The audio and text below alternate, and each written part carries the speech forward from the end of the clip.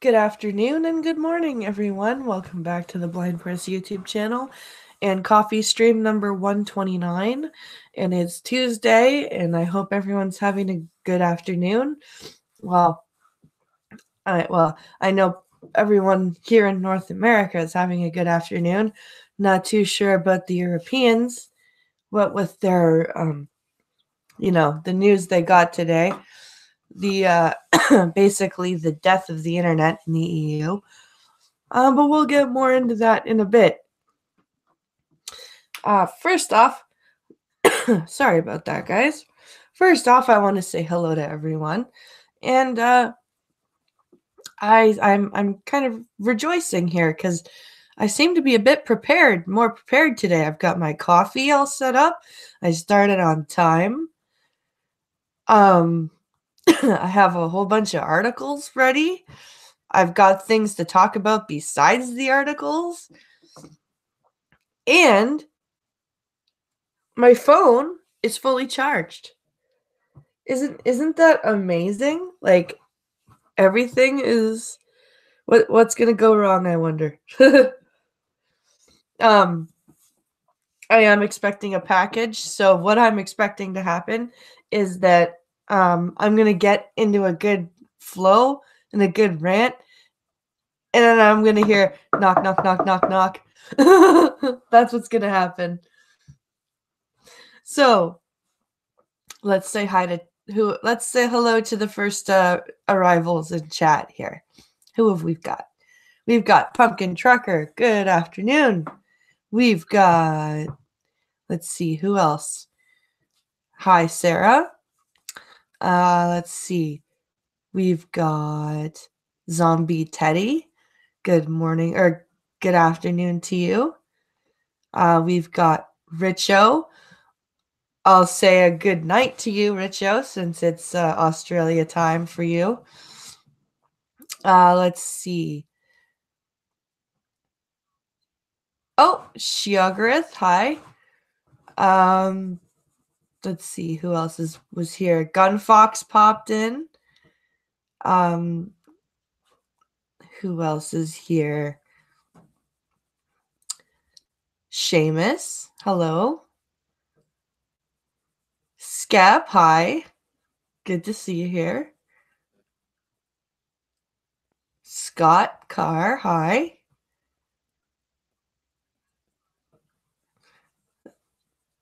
I did say hi to you.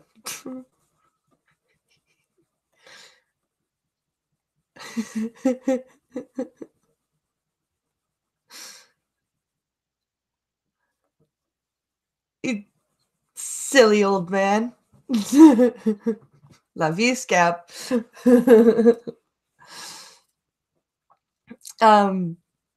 Proved you wrong. Yep, I sure did.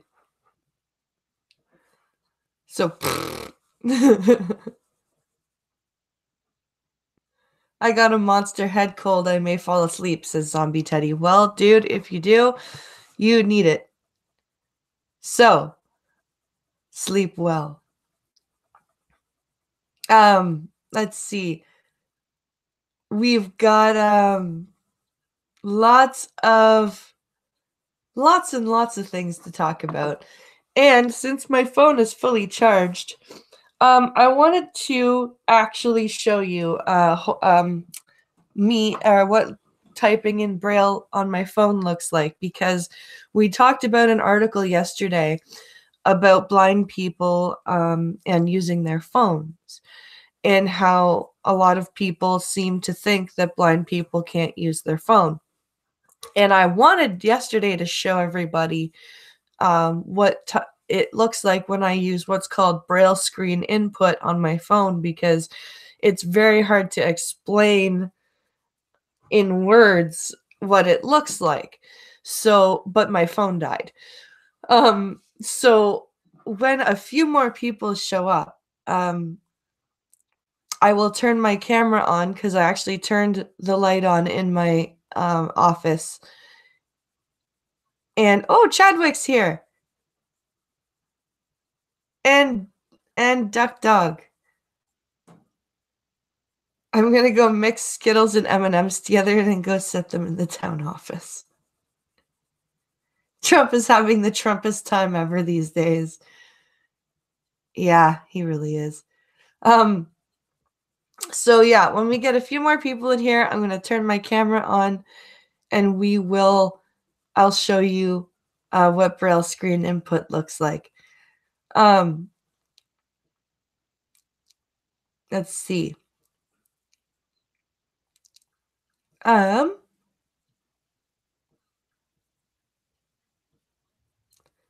Yes, Skittles and M&Ms are both are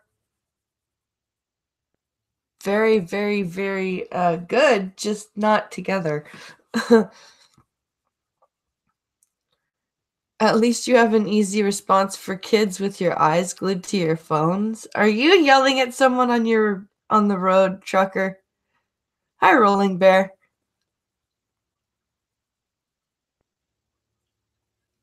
Let's see. Oh, RJ's here. Hello, RJ. All right, so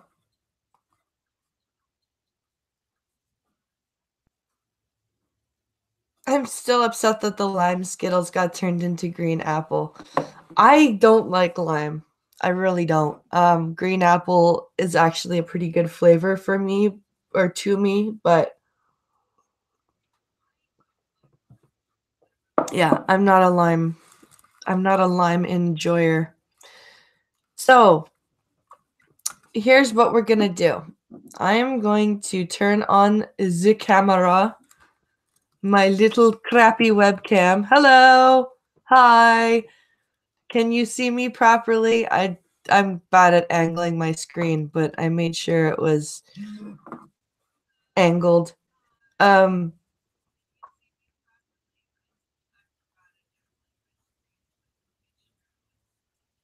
No, I was commenting that it's not like you're staring at your phone. Oh, okay.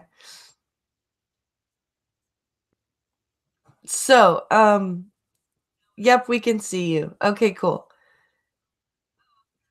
So, Braille screen input is a way of typing. So when a blind person types in Braille, Braille is a um,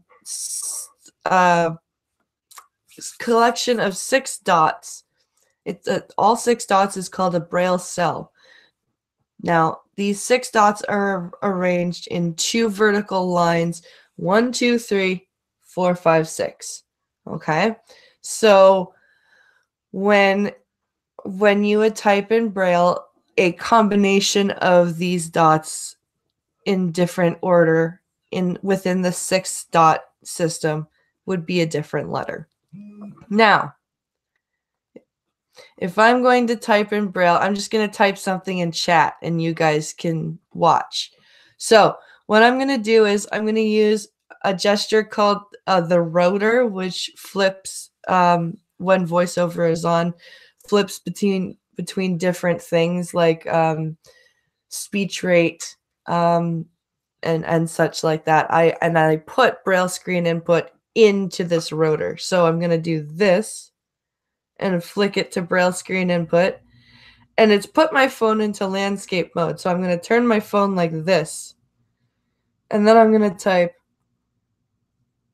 I am typing. Oh, I should type in grade 1 Braille so you guys can see what I'm doing here. I just switched it to grade 1 Braille with that gesture. Typing in, I just want to do a contraction, Braille in chat. Send. That's what it looks like when a person is using Braille screen input on their phone. I hope you guys could see that all okay.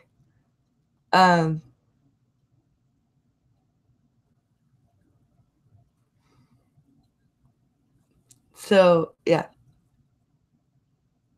That shirt is just so Canadian. Oh crap, what shirt am I wearing again?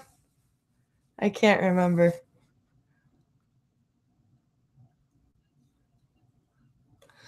So that's I'm gonna turn the camera off now. Because I'm camera shy. So that's what Braille looks like.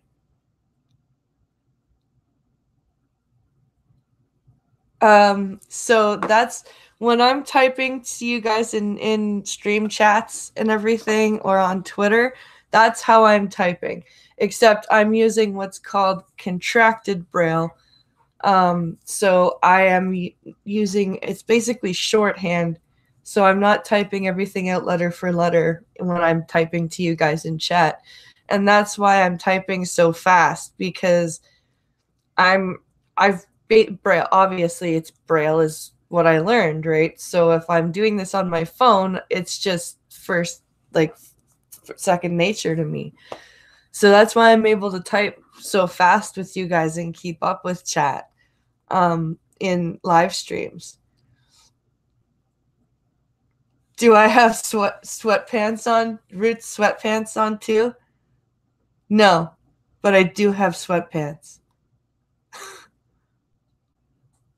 Red shirt, white maple leaves. Oh yeah, yeah, yeah, yeah.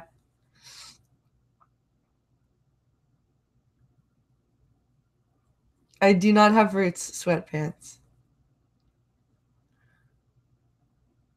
I type better than you do, Trucker. Ah. Damn it, I was in top chat. Oh no. Um so yeah, that was just a little demonstration I wanted to show you guys yesterday. If you guys missed it, I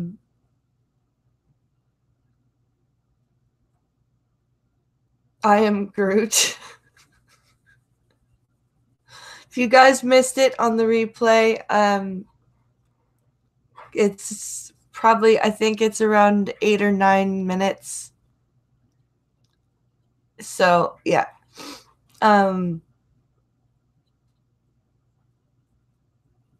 That's not a Roots shirt. It's actually swag from a casino. It says Canada across the front. Ah.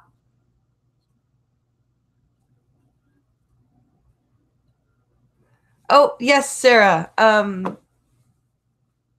I will tell you my story really, really fast, Sarah. 6 months old, I went blind because I was exposed to somebody's child who was not vaccinated against the measles and developed the measles. And this parent didn't think it was necessary to tell my mom that her daughter had been exposed to the measles. Um, when she brought her to my grandmother's to visit the cute baby. So I developed the measles, got sick, and the measles actually triggered a secondary infection called cytomegalovirus, which attacked my eyes. And I basically spent a month in Sick Kids Hospital while they attempted to save my sight. And they were obviously unsuccessful. So,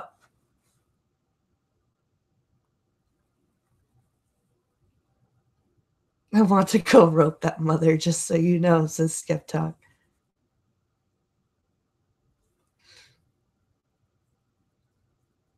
Green Thunder says I type too slow unless I switch over to voice to text. See, dictation has gotten so bad on my phone that I'm so glad that I've found Braille screen input. So I love my Braille screen input now because I've basically stopped dictating unless my hands are completely busy with something or my hands are full. I'm not going to be dictating. I will be typing in Braille because it is so much faster and so much more accurate. Blind and Press, I feel your pain. Oh, thanks, RJ. Yes, I am a living example of why we need to vaccinate, Sarah.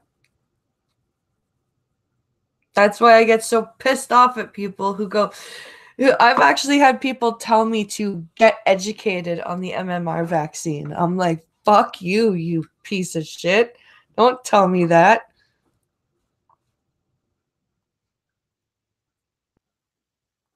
You get educated on the MMR vaccine.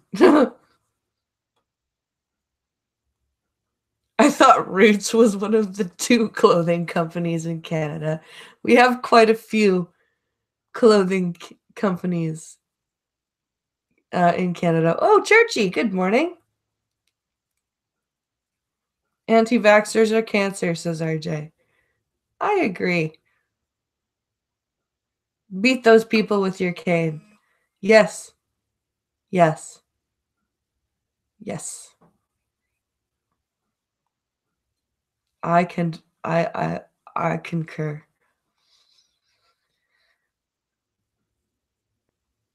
Everyone, my son isn't vaccinated. Fight me. Well, your son has a your you your son has a reason not to be vaccinated. He's allergic to the ingredients of the vaccines.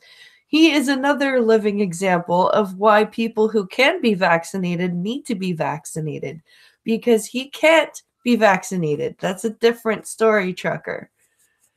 That's much different than people who think there is mercury in the vaccine or that it causes autism and refuse to vaccinate their child, and then don't go and then continue and then bring their child who's been exposed to whatever around babies who are too young to get the vaccines. That's a big difference. People who don't understand the cost to benefit ratio when it comes to vaccines are retarded. It's not as oh wait.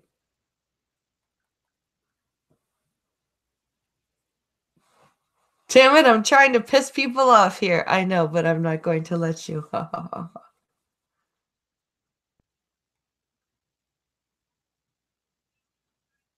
Only vaccine my kids didn't get is HPV, says Sarah. Yeah.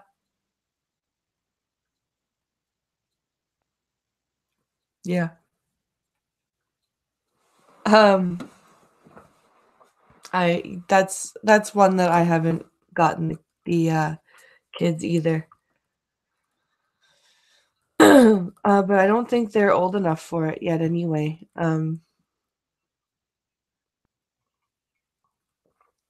All right. So, as the titles of the stream suggests, the articles to kill the internet in the European Union have been passed. So, yeah, that's a thing that's happened. This is I don't know if anyone's been watching Irate Bears stream, but this is a huge deal for any content creator in the European Union. Anyone who just wants to, have a free thought. This is huge and bad, and I don't I this is what happens when people who don't use the internet make laws about the internet.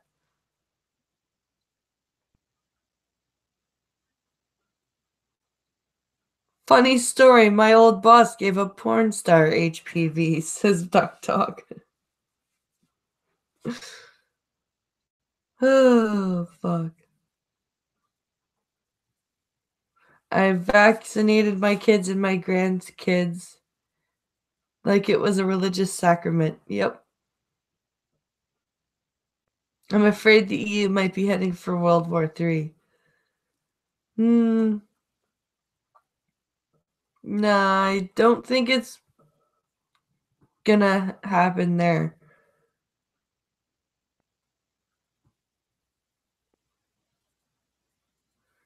Oh, don't worry. I'm gonna touch on that too, Richo.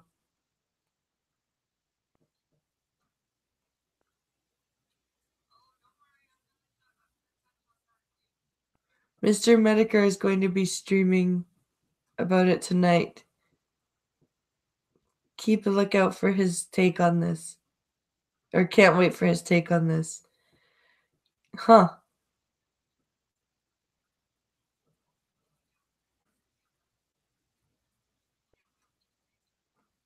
So,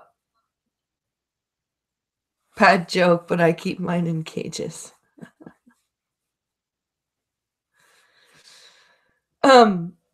So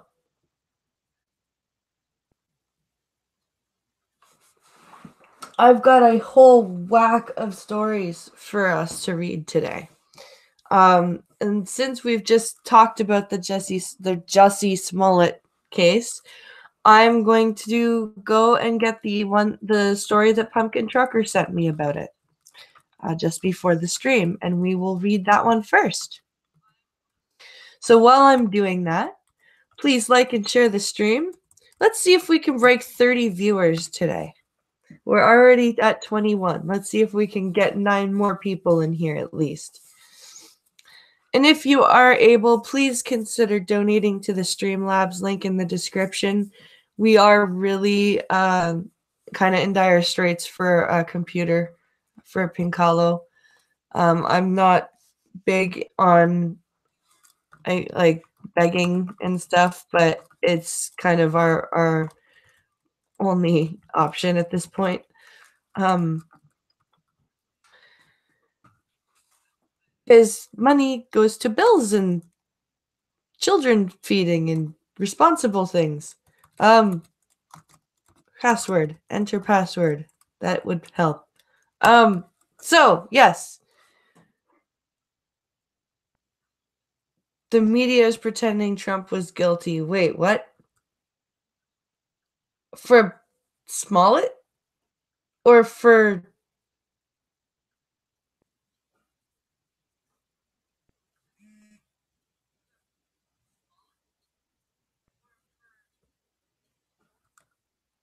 let's see what this is.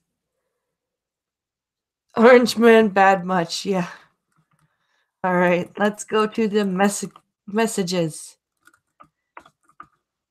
Get to the message that Pumpkin Trucker sent me because I was getting ready for the stream and I saw the message and I'm like, what the fuck?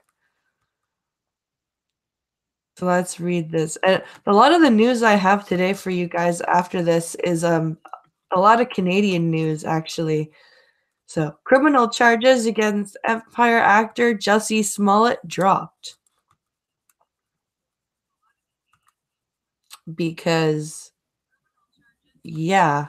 who did he pay off? Whose dick did he suck? This is published, not published.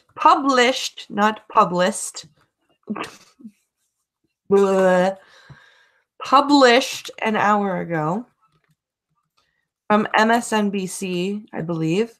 So the key points, let's have voiceover read those. Criminal charges against Empire star Jussie Smollett were dropped on Tuesday.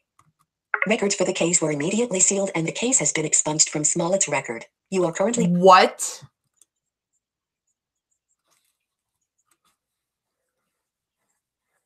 Wow.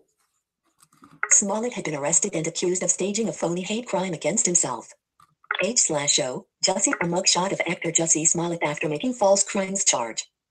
Source, Smollett. Chicago prosecutors on Tuesday abruptly dropped criminal charges against Empire star Jussie Smollett, who had been accused of staging a phony hate crime against himself. Why? Smollett, 36, who was charged with 16 counts of disorderly conduct, appeared at an emergency court hearing Tuesday morning, where the case was dismissed. What the hell? What? I've been truthful and consistent on every level since day one, Smollett said during a press conference Tuesday. This has been an incredibly difficult time, honestly, one of the worst in my entire life. I want to thank my legal counsel from the bottom of my heart, and I would like to thank the state of Illinois for attempting to do what is right. Thank you for all the support, thank you for faith, and thank you to God. Oh, fuck off. You have not been truthful from day one. What the fuck are you talking? How could you be? I've been truthful in my staging of this phony crime. What are you talking about, you insane person? You. What? Wow. Truly, thou art a delusional man. The move came as a complete surprise to the public. There had been no suggestion by recent court filings or media reports that Smollett's case would be tossed out. Live, newsmaking discussion. Learn more plus join us. After reviewing all of the facts and circumstances of the case, including Mr. Smollett's volunteer service in the community and agreement to forfeit his bond to the city of Chicago, we believe this outcome is a just disposition and appropriate resolution to this case, a spokesman for Cook County State's Attorney Kimberly Fox said Tuesday. His volunteer service and his forfeiture of his bond to the city of Chicago. Wow. So he paid off the city and did some volunteer hours and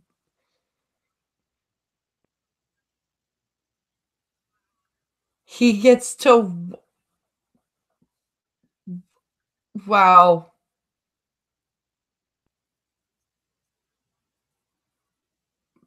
Wow.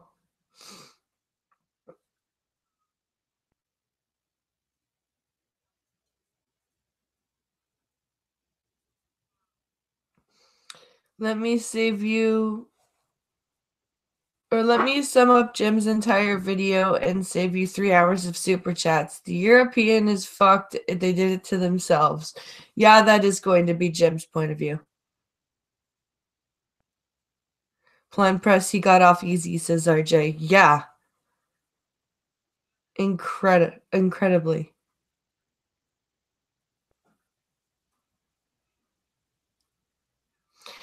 Oh, no, I don't think Pincala was saying that from his point of view, but that's what he's saying Jim is going to say.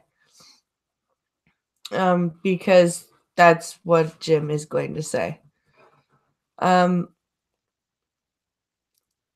are more equal than the others. Yep.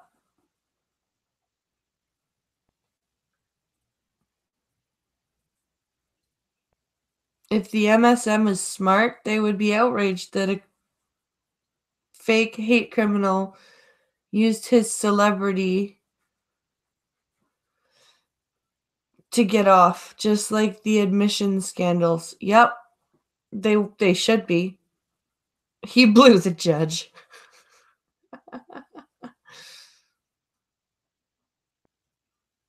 That is bullshit, says Churchy McBiscuit. How many of us have the money to have charges just dropped? Like, none?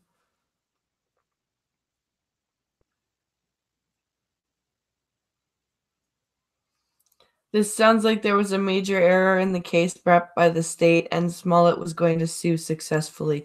You know what, Skep? That's like that was my thinking too, because that's the only way that they could possibly want to drop this case, because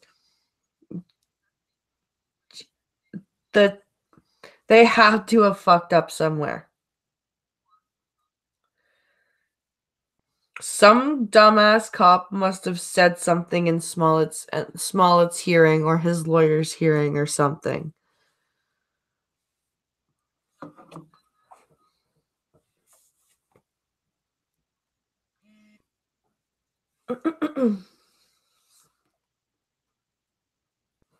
Oh, I have got a Streamlabs donation. Let us plug the headphones in and check Streamlabs very quickly.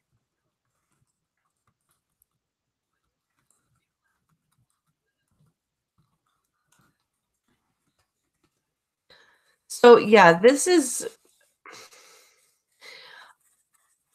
absolutely ridiculous. He has no business getting those charges dropped. I want to know what dumbass lawyer, cop, somebody spouted off. Oh. What idiot said something stupid?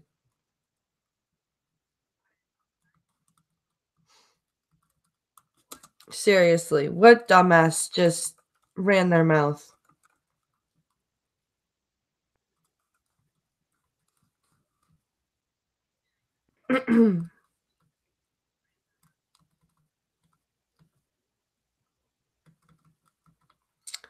Let's see here.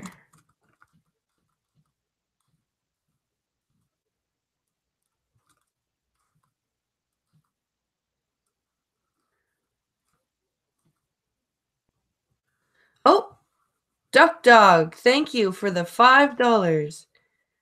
Love, Death, and Robots. Yes, love, Death, and Robots.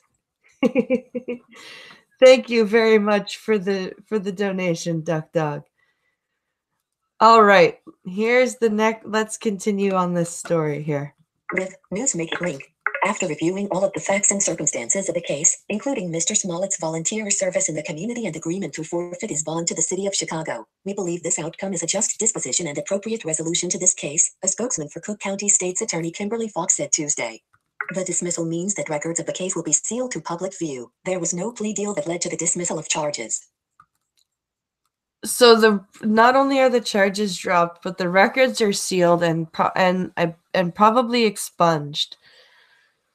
So not only did he get away with it, but it's not even going to be on his record. And these were felonies.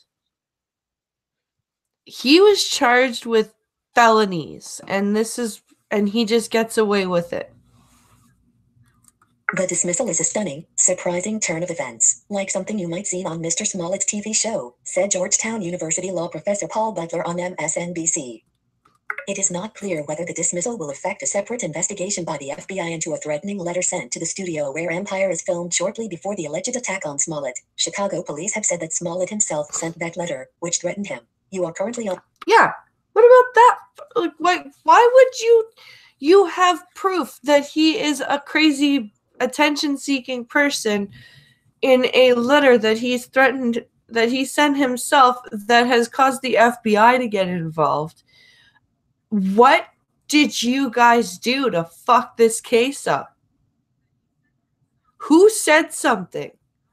That's gotta be it. Somebody fucking said something. I know I'm repeating myself, but this is insane.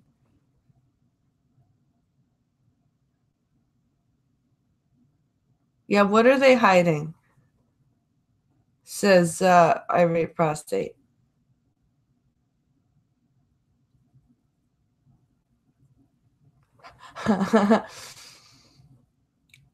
Richo says, blind press. I heard that Jesse was upset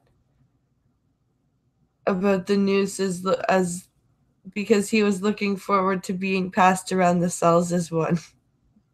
Ouch. I hope the feds get him, says Churchy. Sending that letter through the mail is a serious offense. It is. Absolutely is. Smollett has not been charged by federal authorities in connection with the letter. A spokesman for the U.S. Attorney's Office in Chicago, which would handle any federal prosecution of Smollett if one were to be lodged, declined to comment. Smollett's legal team, in a statement, reiterated its claim that Smollett was actually the victim of an attack. Oh, seriously? Today, all criminal charges against Jesse Smollett were dropped and his record has been wiped clean of the filing of this tragic complaint against him, Smollett's legal team said in a statement Tuesday. According to NBC, Jesse was attacked by two people he was unable to identify on January 29th. Tragic event. Tragic event. The tragic event that didn't fucking happen. Wow. You crazy. What? Why are people so crazy? It will be interesting to see if the FBI drops charges against him for the phony letter, says Duck Dog. It would be interesting.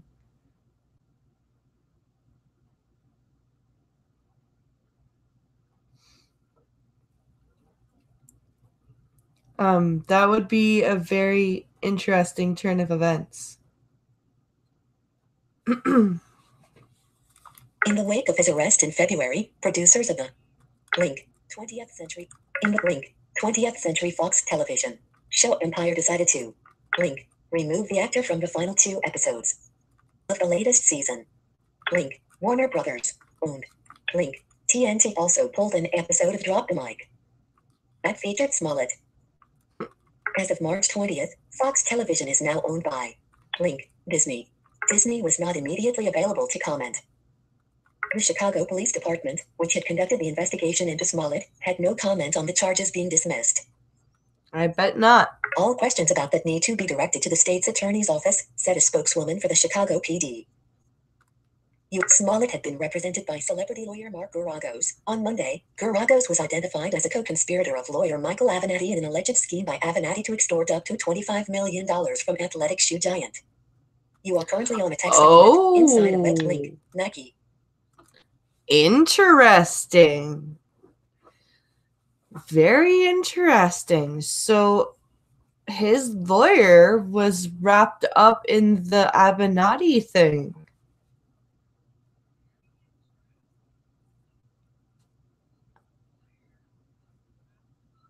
So why would that make them drop the charges if his defense lawyer was involved? Surely that would just mean that Smollett would have to get a new lawyer.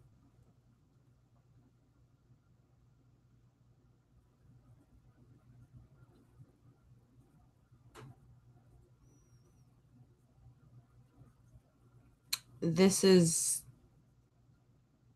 very interesting.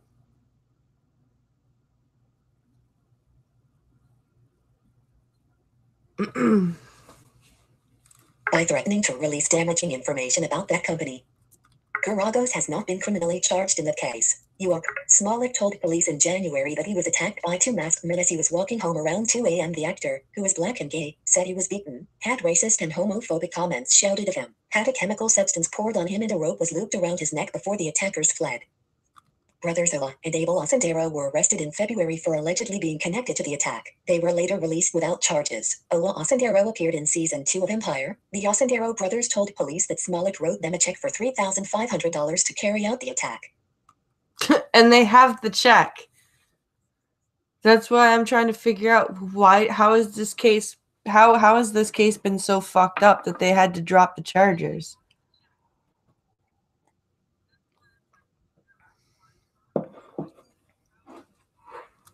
Patricia Braun-Holmes, Smollett's attorney, said the $3,500 that Smollett gave the brothers was for nutrition and training. For nutrition and training. Oh my god. Oh my god. Seriously? That's the story you're going with?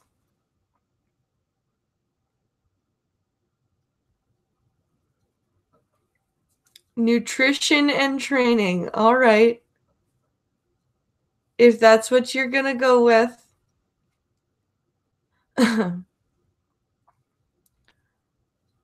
Nutrition LOL, says Skeptalk. Yeah. This is just deep state covering for the big losses they've had the past few days with Trump. Says Richo. Smollett had pleaded not guilty in the case on March 14th. Before Tuesday's dismissal hearing occurred, he was scheduled to be in court on April 17th. We have gotten to a result which is the right result in this case, and we are happy with that, Holmes said during a news conference Tuesday. He is a good, solid citizen of the city of Chicago. Yeah, okay. Third-party ad content trending now. All right, that's the end of that story. So thank you, Pumpkin Trucker, for that.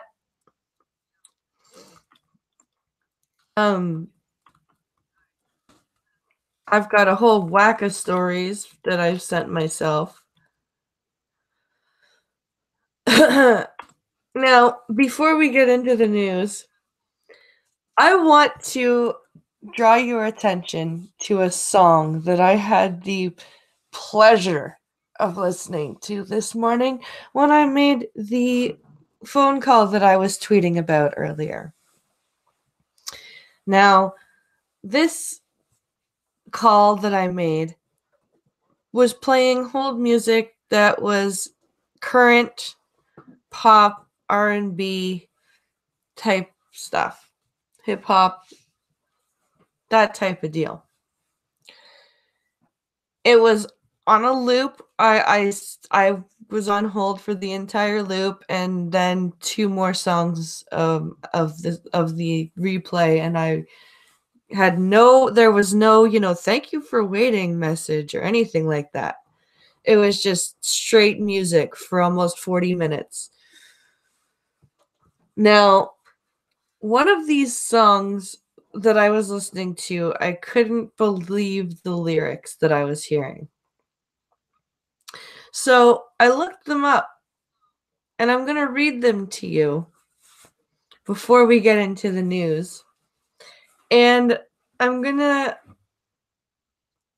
we're going to we're going to marvel at what passes for lyrics these days. So this is by somebody named Anne Marie, and the song is called Perfect.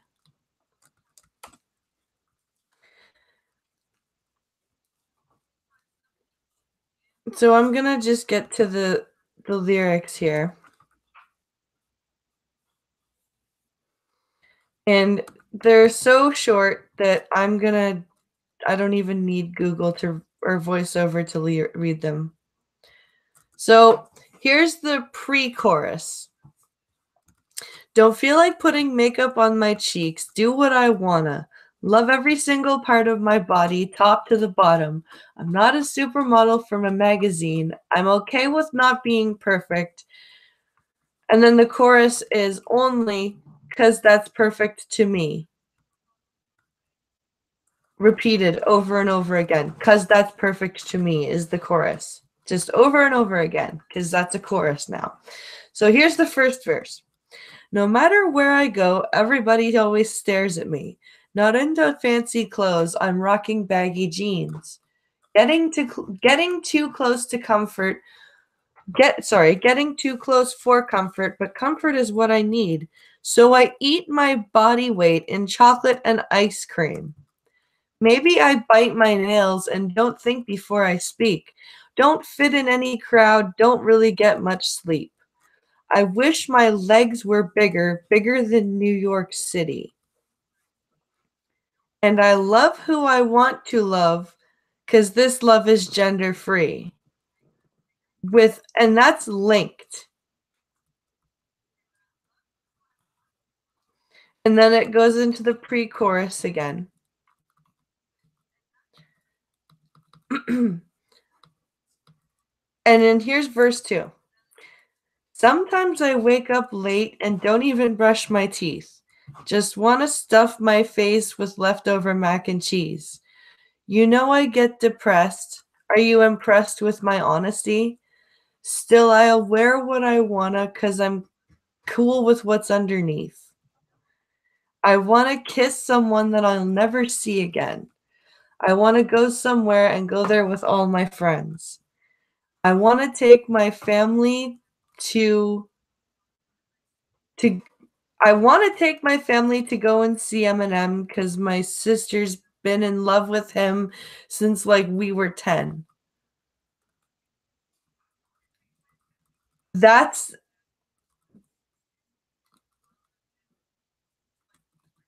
And then here's the bridge. If you don't want to wear makeup, don't wear makeup. If you don't want to break up, then kiss and make up. Remember, if you wanna, you can go home. You can say that enough is enough. All right, this is your time. Time for your life to be yours, because apparently your life was not yours before. So that is what classifies for lyrics now.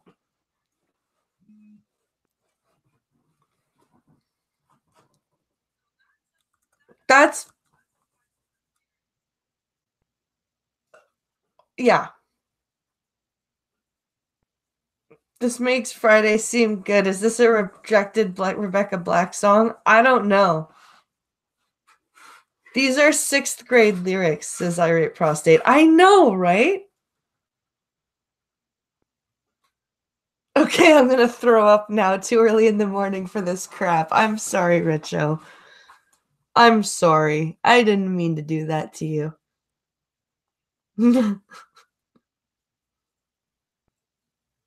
You love to make me laugh, don't you? Says RJ. It's people who don't have any shame or were probably raised without a dad, says Cult of Curl. Yeah. This song is making me laugh, says RJ. So that's one of the songs that I had to hear while on hold this morning. And when the loop started again, I was like, I am not staying on hold until that song comes on again. No. Hey, P Dog Knight.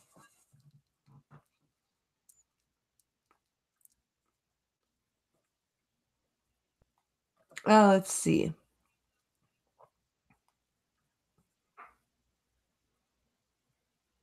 Not a poem. Hit the damn like button. I can see that I'm not missing much when it comes to modern pop music. No, you're not. And she was on hold with a bank. Yes, I was. I was on hold with a bank.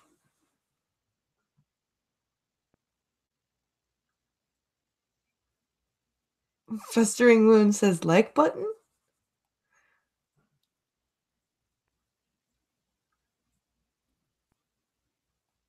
That was just better than any Nicki Minaj song, though. Maybe. Maybe. I guess. So now that I've tortured you all with that, here's a news article. Here's a opinion piece from a liberal cabinet member named Sheila Copps, who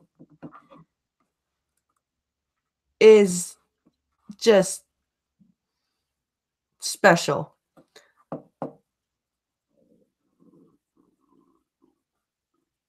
Looks like the NASCAR Energy Cup Series will have its final race in 2020 in Phoenix. Okay. I'm not a big NASCAR person, so.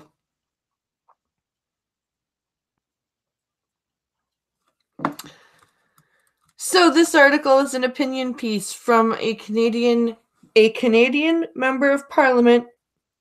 I just want you guys to realize this.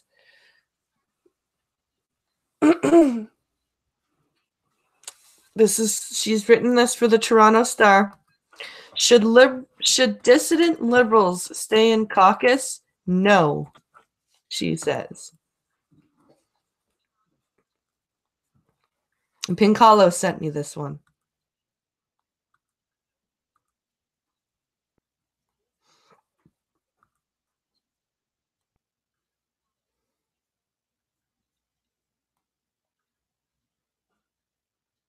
So, while I'm waiting for this to load, I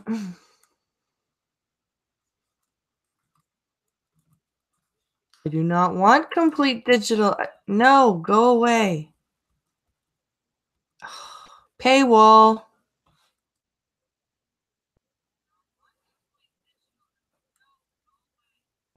Please tell me that I can still read this.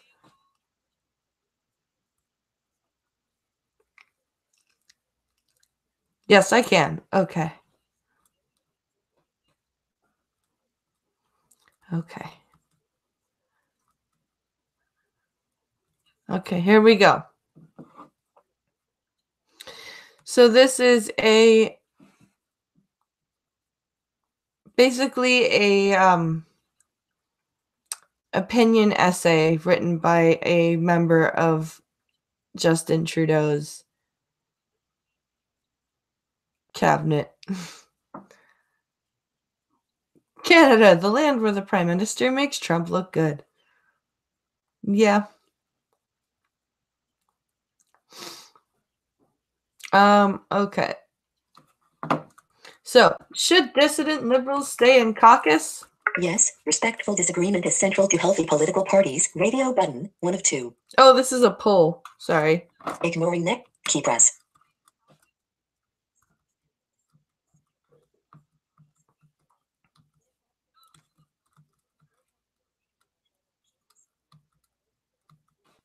Okay, here we go. Here is the article. Philpott claims there is more to come. Their ongoing whisper campaign is strengthened by their presence inside the Liberal tent. Once departed, the bleeding would be cauterized very quickly. You are currently on a text element. Canadian Liberal parliamentarians could learn from long-serving American politician Mo Udall. The self-described one-eyed Mormon Democrat from conservative Iowa once said, "When the Democratic Party forms a firing squad, we form a circle." You are currently on a text element inside a webcon. What? 10. The firing squad facing Justin Trudeau is just such a circle. The leaks did not come from the opposition. Nor did they stop with an unprecedented invitation to speak to cabinet in more than 4 hours of Justice Committee testimony. When is enough? Enough. You are currently on. Both women want this issue in the headlines, but refuse to avail themselves of their right to speak in Parliament, protected by privilege. Because they know that if they speak in Parliament, all they're gonna get is your camp going, whoa, like literally screaming boo and shame, and nobody's gonna hear what's going on, and they have the right not to speak in Parliament, just like they have the right to speak in Parliament. And Canadians have the right to know what's going on.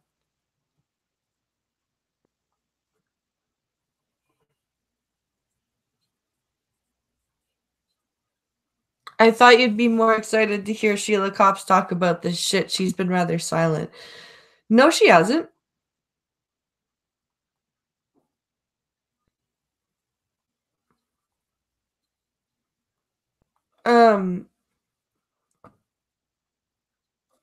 So let's see.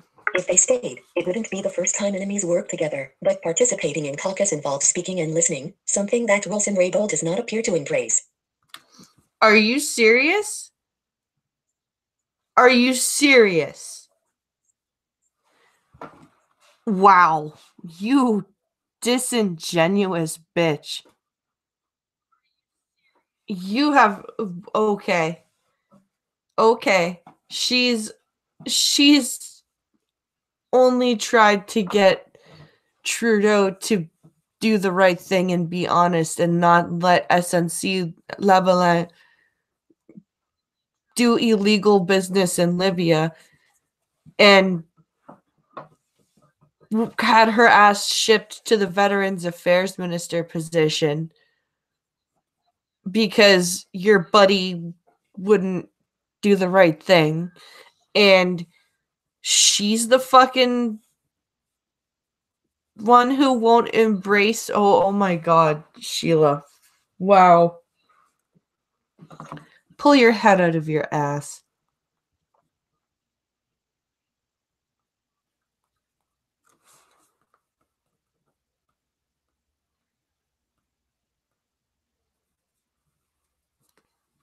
Okay, so. The big debate. For more opposing view columns from Toronto Star contributors. Link. Click here. Period. A former Vancouver writing president said they parted company because of her unbridled resistance to listen to anyone. During her parliamentary committee testimony, Wilson Raybould produced copious notes from assistants, but she could not name a single colleague with whom she had consulted on the deferred prosecution agreement question. You are. So? The self-described truth teller did not tell the whole truth about her cabinet move to Veterans Affairs. The Prime Minister asked her to lead the dissolution of the Indian Act as Minister of Indigenous Services, an offer she conveniently omitted from her lengthy testimony. The offer was subsequently compared to having Nelson Mandela administer apartheid. She is no Nelson Mandela. He embraced the challenge to dismantle apartheid. She spurned it. You are currently on a text. What are you talking about?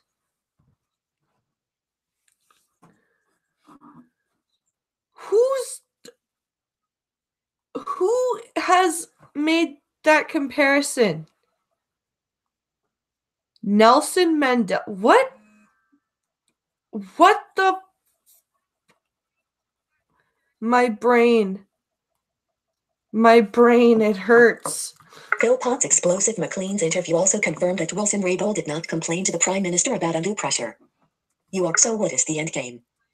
Just last week, Wilson Raybould penned a 684-word letter to constituents. She confirmed that she currently plans to run for the Liberals in the next election. This bizarre descriptor was the only Liberal mention made, even though the letter was supposed to explain her decision to stay.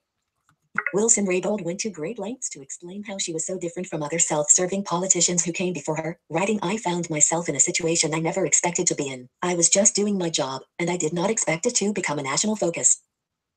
Wait, so because she wants to stay and try and make the Liberal Party a better party, she's a dissident and she should leave because she disagreed with the Prime Minister and called him out on his behavior, and she wants to stay and try and serve her constituents. So that's a problem for you? Yeah, okay.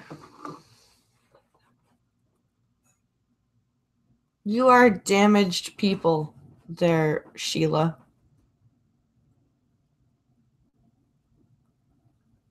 You are just supremely fucking damaged. That statement is a blatant lie, as personal details leaked to the Globe and Mail could only have come, directly or indirectly, from her.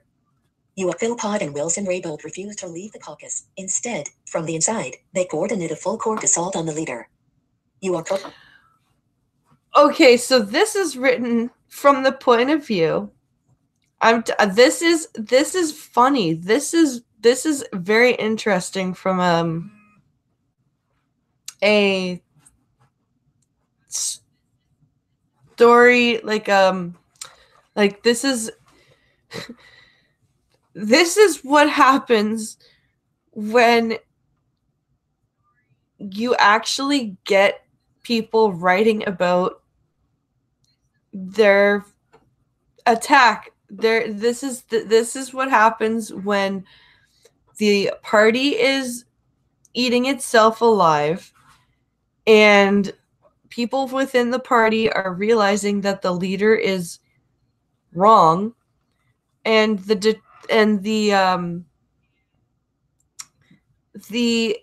hangers on with the leader are this is the point of view of the hanger on of the leader, who is saying that these people are backstabbing traitors.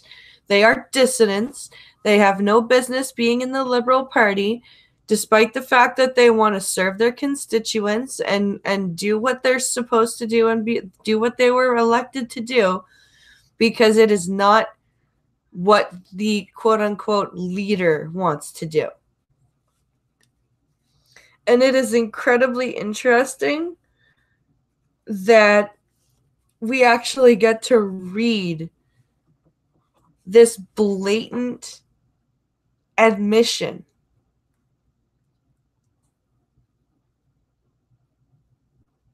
Go way to go for the Star for posting this, because this is an incredibly illuminating admission.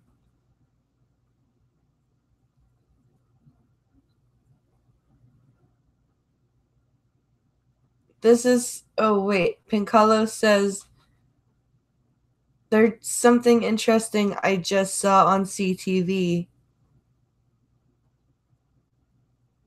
Now the opposition MPs are trying to get the ethics committee in on the probe. Like, as in them being in collusion, or they want the ethics committee to be part of the probe? Like, do they want the ethics committee to be probed, or do they want the ethics committee to take more, like, to do more investigating?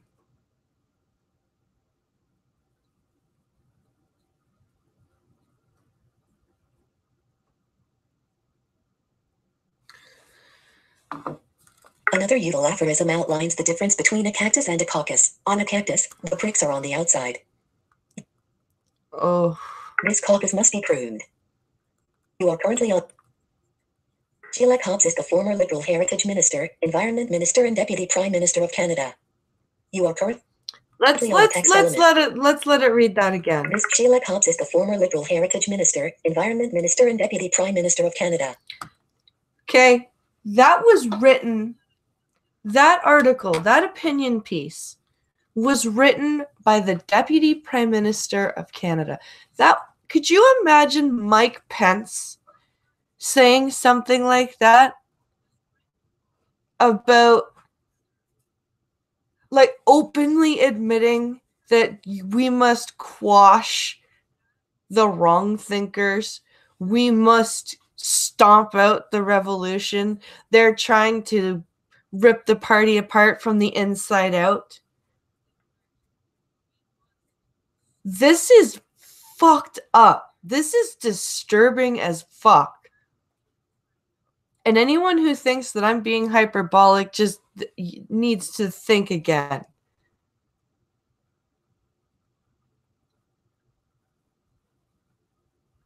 Like, I don't see how anyone could take that opinion piece lightly. That is a blatant admission of there are people who are questioning what's going on in our party, and we need to get rid of them now. And yes, the Liberals are trying to rip the party apart from the inside out. They've been doing that since Preston Manning. Preston Manning wasn't a Liberal. He was a PC.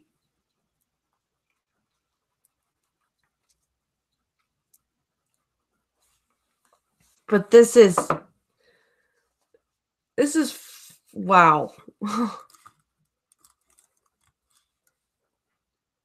That's, yeah. More Canadian news, I think. Oh, no, this is a world thing. Israel retaliates after Gaza rocket attack. Because this is what happens. Gaza attacks, Israel attacks. Gaza attacks, Israel attacks. Gaza attacks, Israel. This is just... sounds to me like politicians across the globe are eating themselves, says Sarah. Yeah. The far left has a lot of crazies, says RJ. It sure does.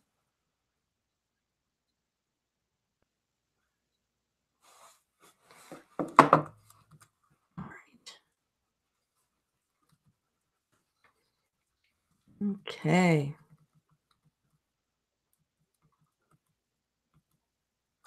So this was posted yesterday.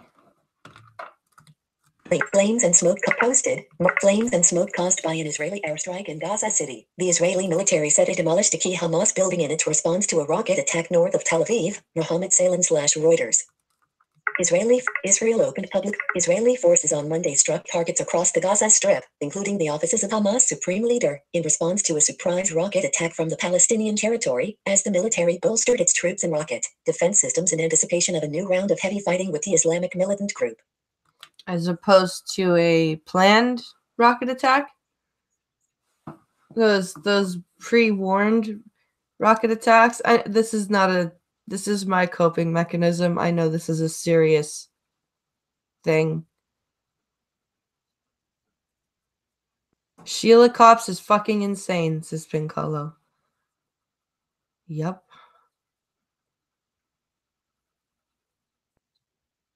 Canada Today fireworks. Mushroom cloud over Ottawa. Yeah.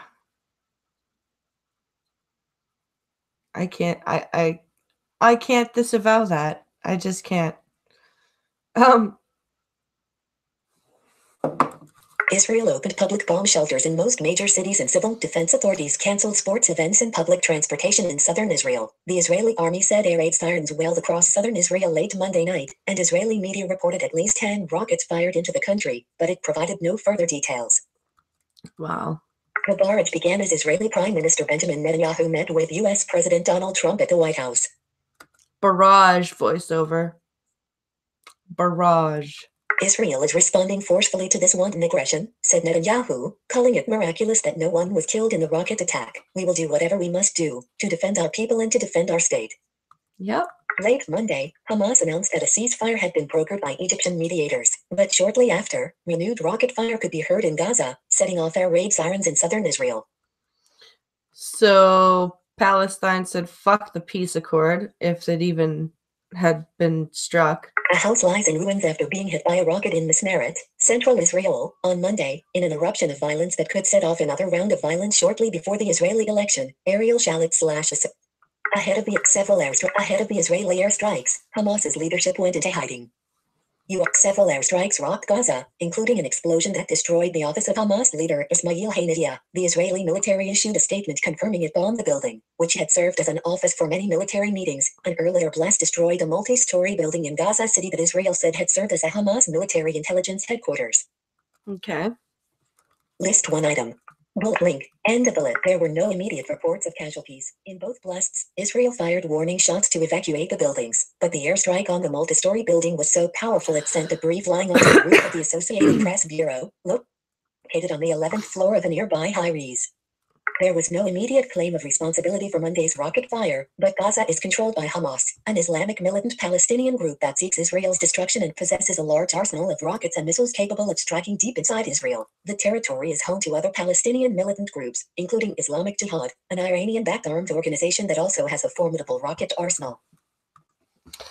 So, in short, there's a lot of bombing and exploding and destruction and death going on.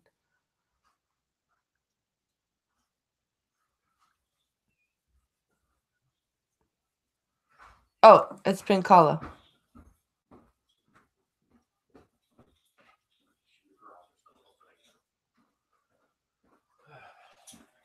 That's why it's echoing.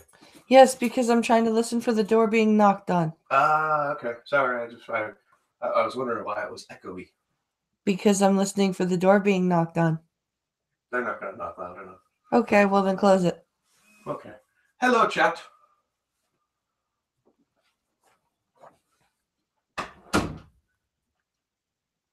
Okay. Sorry about that, guys.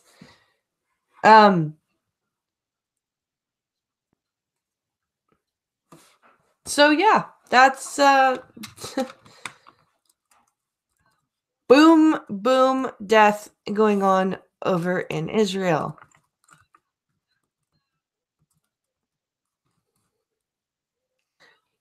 Here we go. More Canadian stuff. Trudeau slammed Scheer and Harper while introducing BC candidate. As he's just given up on trying to be, because I don't know if anyone knew, but he was trying to do the we're gonna have a polite campaign. We're not gonna call names or do jabs or anything like. We're gonna have a polite campaign. No, I don't think so. I think he's given up on that. I think he's given up on that now. So this is from the Canadian Press.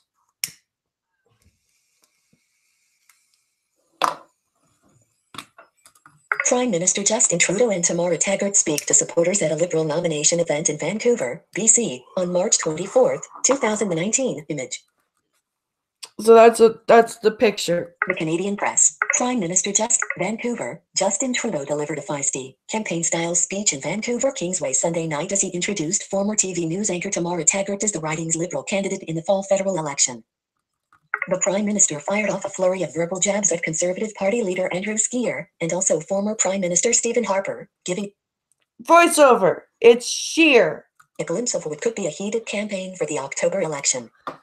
Investing in people and communities is the way to grow the economy. Stephen Harper and the Conservatives still don't get it. Andrew Scheer doesn't get it either, he said to a gym full of enthusiastic supporters. Listen, Mr. Low-income families don't pay taxes. You think you get it? Because you fucking don't get it. You wouldn't get it if it was fucking smashed into your face.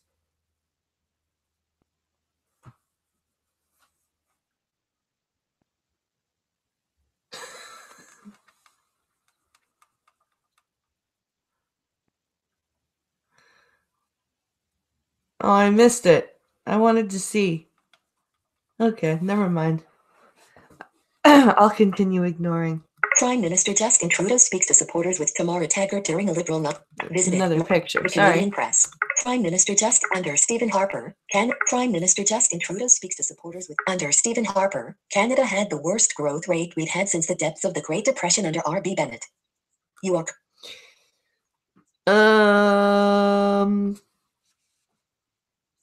I don't know about that.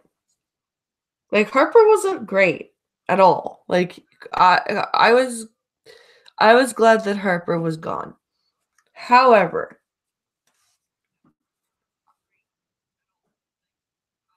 I don't think that Trudeau is any better.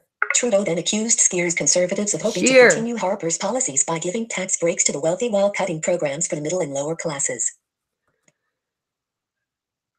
Motherfucker, you just said the lower income people don't pay taxes like a month ago. What do you care about low income people? You don't give a fuck about low income people. All you care about is the upper middle class. They still think the way to create economic growth for everyone is to cut programs and give advantages and benefits to the wealthiest, he said. Well, that doesn't trickle down to anyone and it didn't work for 10 years. You are currently on a text element. Your way's not working either, dude. Trudeau pitched the upcoming election as an opportunity for all Canadians to step up and start talking about the kind of country they want to leave for their children and grandchildren. You are currently on a text element. Yes, it is. Just not in the way that you think. Tamara Taggart speaks to supporters during visited the Canadian. Tamara, do we want to invest in the middle class, shine on the world stage? He asked, before warning that Canada is seeing the rise of populism, aggressive, fear-based politics, just like the rest of the world. You are correct. Wow. So people who are standing up and speaking for what they want in a country now are just being populist and aggressive in their politics, just like the rest of the world, you know, and in the countries where things are going wrong and people are trying to stand up and say things are going wrong, but the people in power are going, no, you're being populist and racist and nationalist, and it's bad, and you need to shut the fuck up and sit the fuck down. But this is an opportunity for all Canadians to stand up and speak for what they want.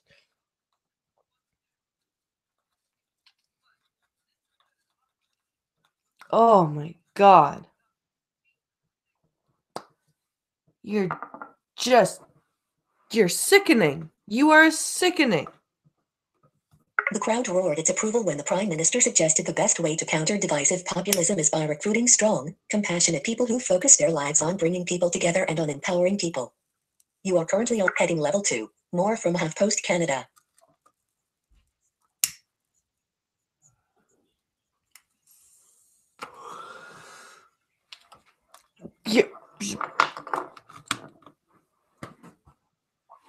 I'm floored. I'm absolutely floored.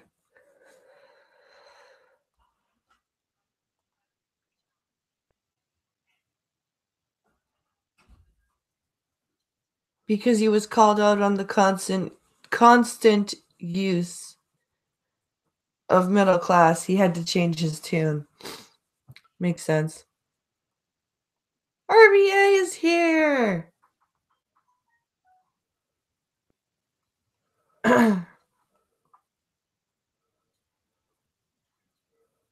Good afternoon, RVA. Glad you could make it. But only the people who vote for me. Yeah, I know, right, Seamus?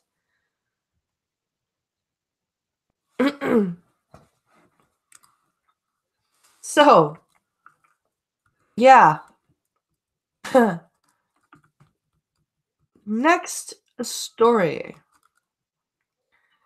Yellowstone volcano. How a team of geologists observe a earthquakes. So we're going to take a break from being angry and learn about geology for a bit, because I'm a big nerd and I've been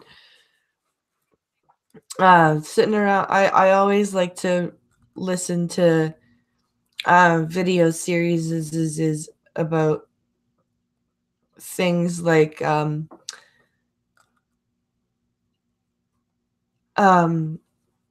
things like, the formation of the planet, stuff like that. So this is kind of cool to me as well.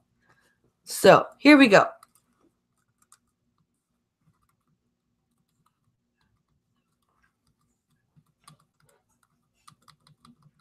Come on, let's get through all the links.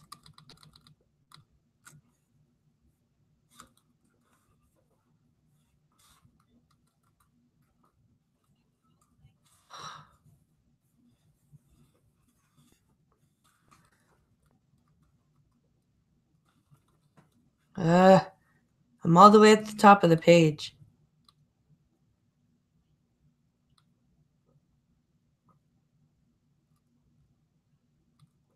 There we go. All right.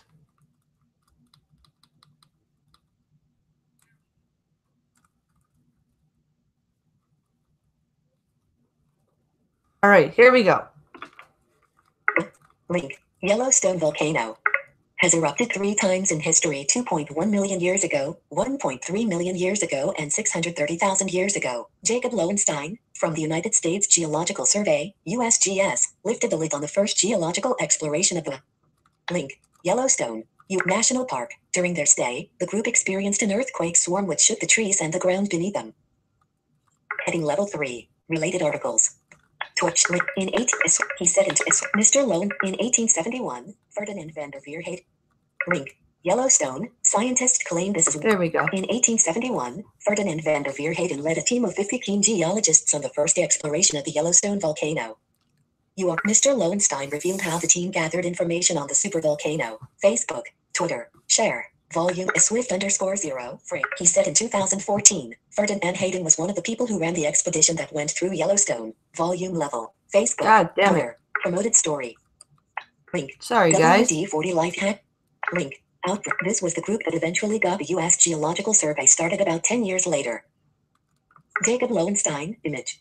Geologists experienced earthquake swarms. So earthquake swarms. Interesting term. Image. Getty. Ferdinand van der Veer Hayden led a team of 50 keen geologists on the first exploration. Facebook. Share. Image. Hayden brought along William Henry Jacob Lowenstein. Hayden brought along William Henry Jackson, a photographer, and Thomas Moran, a painter. You are currently on a textile. Facebook. Twitter. They collected samples. They documented what they were seeing, and they did it both through photography and paintings. They were sent back to Washington and were instrumental in having Congress set aside Yellowstone as a national park. They were sent back. Mr. Lowenstein also revealed how Mr. Hayden realized it was a volcanic area. He added, he recognized it was a volcanic area and he knew it was not too long in the geologic past that it was active. Jacob Lowenstein, image. Image. Yellowstone volcano is located in Yellowstone National Park, image. Image. God damn it. He put it a little bit older than it actually is, and he also recognized that the hot springs and water were related to the volcanic system. He and his colleagues camped on the north side of Yellowstone Lake, and they experienced another remarkable thing that we know about Yellowstone. There are a lot of earthquakes. They experienced what we now call an earthquake swarm, where they were awakened in the middle of the night by a series of shocks that shook the trees. Earthquake swarm. That's a kind of a cool term. I like that term. I like learning, says Green Thunder.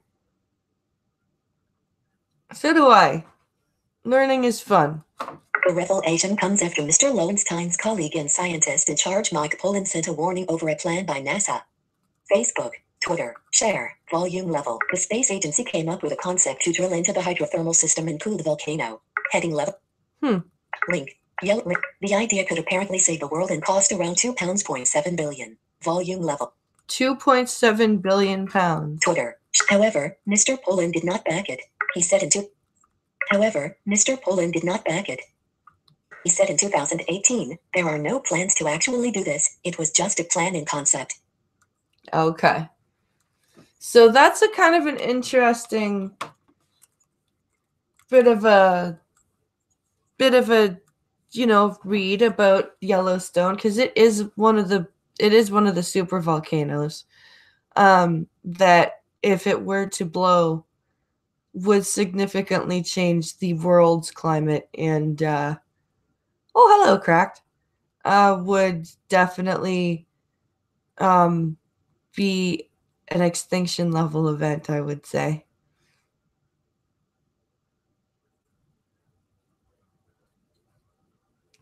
So that's a kind of a cool tidbit. So, Brazil ex-president released by a judge. This is interesting, because I thought the ex-president of Brazil was like this huge criminal, but apparently a judge has released the ex-president of Brazil. So this will be an interesting read.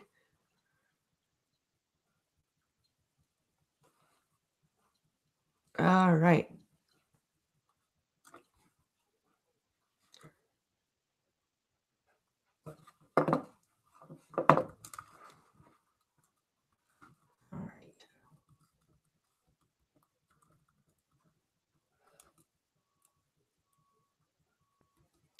All right, here we go. Story time. Federal prosecutors have accused Temer, who was president from 2016 to 2018, of leading a criminal organization that had received or arranged for up to 1.8 billion reais, $472 million, in bribes through various kickback schemes. Wow. He has denied any wrongdoing, and his lawyers appealed for his release, arguing that he could be tried while free. He left the federal police station where he had been held in downtown Rio de Janeiro on Monday evening to cries of thief from various protesters. I bet. Judge Yvonne Mathieu of the TRF2 Federal Appeals Court said in his ruling that the evidence provided by investigators did not justify the preventive jailing of Temer and 7 other defendants, including former Minister Wellington Moreira Franco. Huh. You have your old facts involving possibly illegal acts, but no evidence of repeated criminality after 2016 or any other factor that justifies preventive imprisonment, wrote Mathieu. The federal prosecutor's office said in a statement it would appeal the judge's decision and hoped its request would be heard by the full bench of the appeals court on Wednesday. Advertisement. Epic Pass, paid for and posted by Epic Pass. From one day to every day, the next evolution of Epic. Don't link. Oh, an ad, lawyer. Sorry. Link. Temer's lawyer, Eduardo Carnelos, praised Mathieu's decision and criticized prosecutors who, he said in a statement, violate the most vicious notions of law and vilify the honor of honest people to deprive them of their freedoms.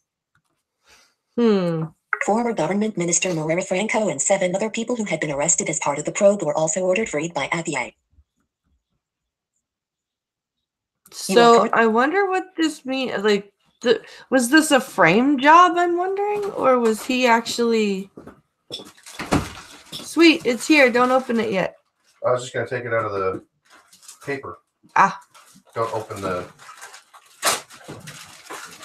I'm not opening the box. I'm just taking it out of the wrap for you. So you're welcome. Thank you. Interesting. You said this was new, right? Yeah.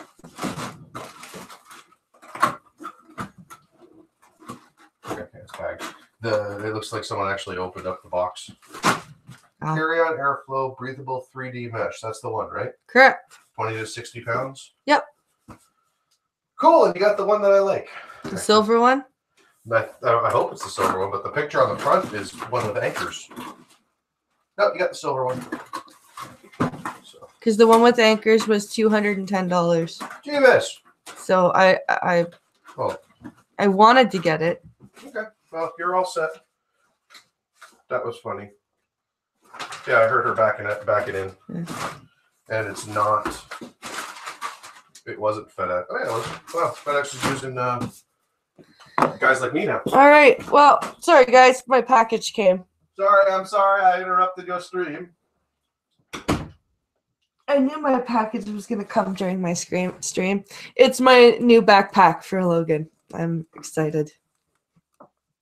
Anyway.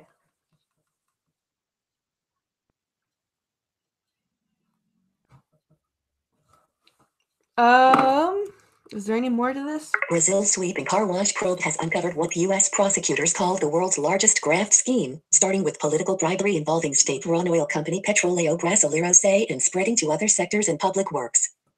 Over 150 powerful politicians and businessmen have been convicted in connection to the investigation since 2014, which has reshaped the country's political and business landscapes. You are currently on a text element. Okay, so this was a huge government-wide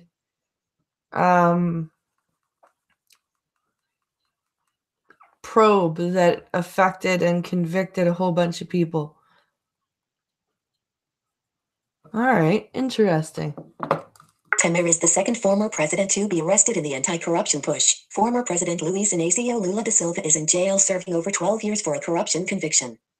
Oh, wow. Voters' anger over long-running graft fueled the ascent of President Jair Bolsonaro, a far-right politician who served 30 years as a fringe lawmaker, but rose to power on the back of pledges to end graft in Brasilia.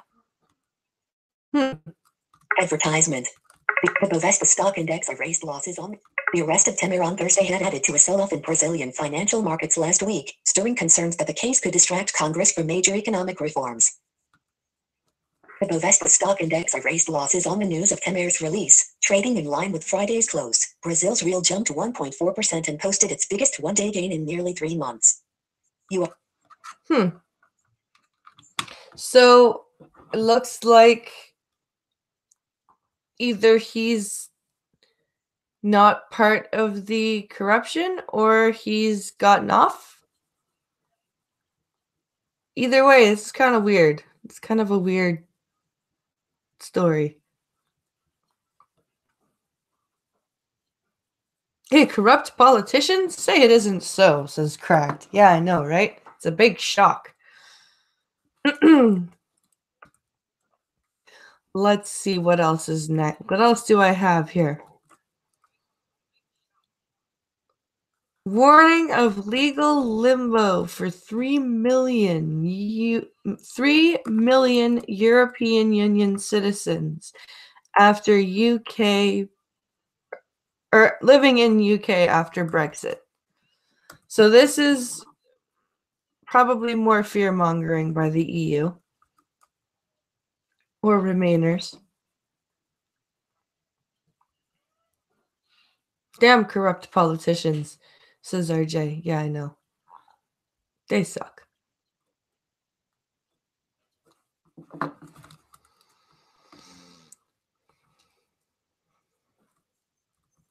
Okay.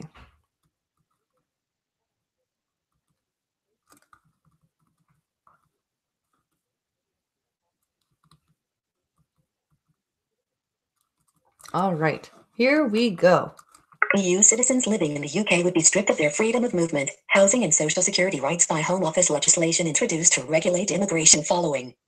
Link, Brexit. Okay, so then why don't they apply for visas then? A parliamentary report has warned. Despite repeated government reassurances that their privileges will be protected, a study by the Joint Committee on Human Rights, JCHR, concludes that more than 3 million Europeans living in Britain would be left in legal limbo. Okay. Going from country to country is not a human right. I'm sorry, it's not. If you want to get fucking visas, why is this so hard? I don't understand. I don't understand. The Cross-Party Committee, whose members are drawn from the Commons and the Lords, argues that EU citizens' rights should be protected by primary legislation rather than reliant on statutory instruments approved by ministers at a later date. The JCHR also cautions that Irish nationals' rights, guaranteed by separate common travel area agreements, would be diminished. Their ability to bring in a spouse from a non-EU state, for example, would be limited, the report says. Well, then maybe they should follow the paperwork then. To prevent EU citizens being exposed to such uncertainty, the committee has drafted amendments to the bill, about to enter its report stage, to ensure rights are protected. Of course. Removing their rights without a legislative alternative in place raises significant human rights issues which the wide statutory instrument-making powers do little to satisfy, the report says. Without the necessary protections, the bill could leave individuals in a precarious situation over such issues as housing, social security and property rights. The Labour MP Harriet Harman, who chairs the JCHR, said, human rights protections for EU citizens must not be stripped away after Brexit. EU citizens living in this country right now will be understandably anxious about their futures. We're talking about the rights of people who have resided in the UK for years, decades even, paying into our social security system or even having been born in the UK and lived here their whole lives. Well, then they should be citizens. Why are they not citizens then?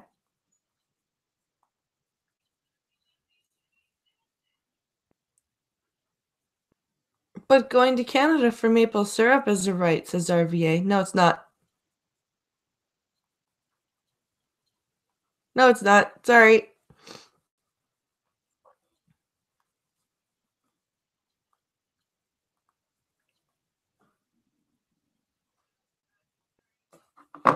When it comes to rights, promising that everything will be worked out in the future is not good enough. It must be a guarantee, which is why the committee have reinserted rights guarantees back into the wording of the bill.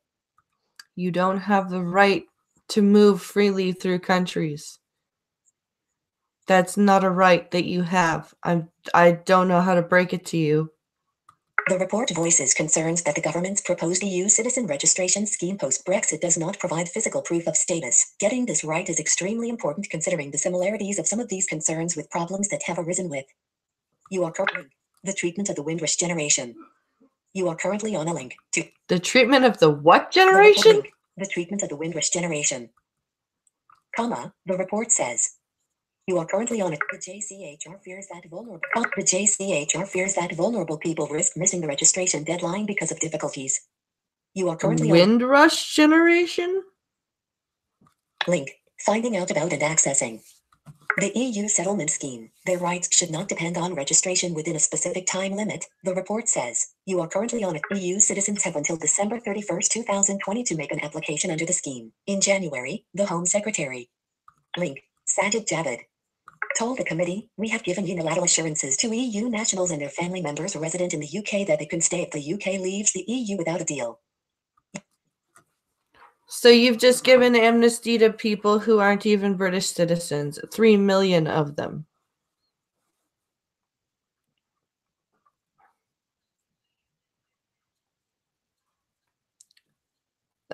Wow. You guys do realize you live on an island, right?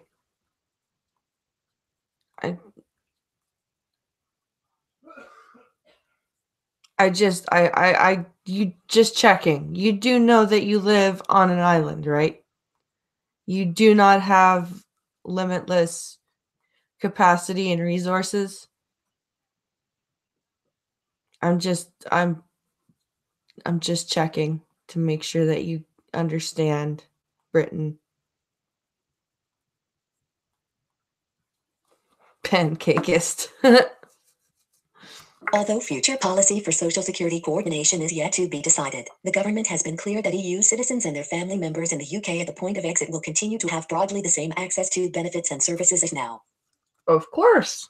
Of course they will. A Home Office spokesperson said, the government has already committed to protecting the rights of the millions of EU citizens living in the UK.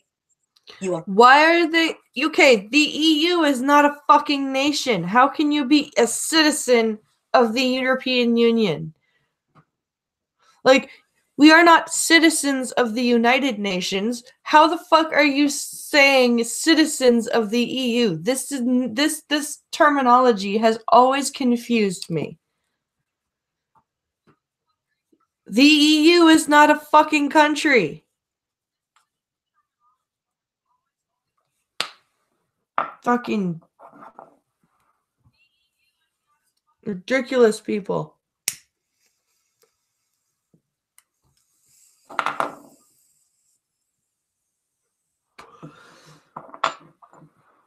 We want them to stay, and whatever the outcome of the ongoing discussions about our exit from the EU, we will protect their rights and ensure they get the UK immigration status they need. You are currently Why didn't they get that before now? Why had they not been trying to become citizens of the UK before now?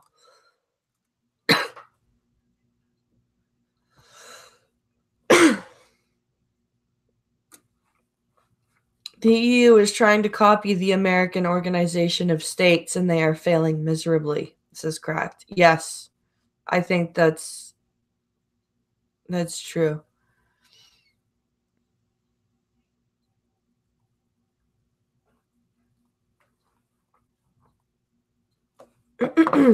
The EU settlement scheme is designed to be as simple and straightforward as possible, and during testing more than 200,000 people have applied. Today we launched a nationwide marketing campaign to encourage EU citizens to apply for the scheme, with other activity planned over the next 2 years to ensure people understand what they need to do. I love how they're calling it a scheme. Topics. I love that. I love how they're calling it a scheme. That is great.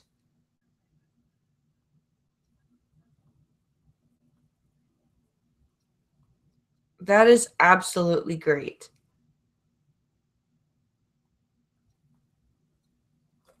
All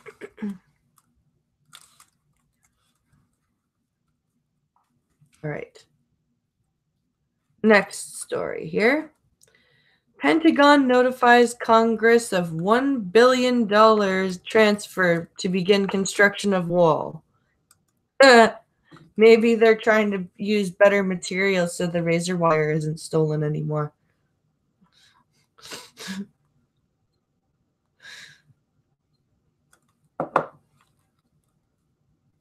Come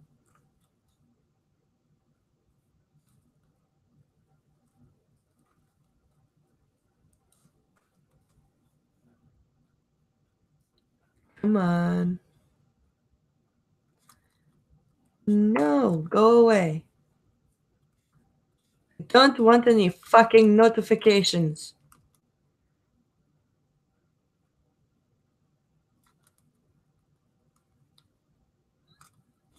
Where is the damn... There it is. Okay.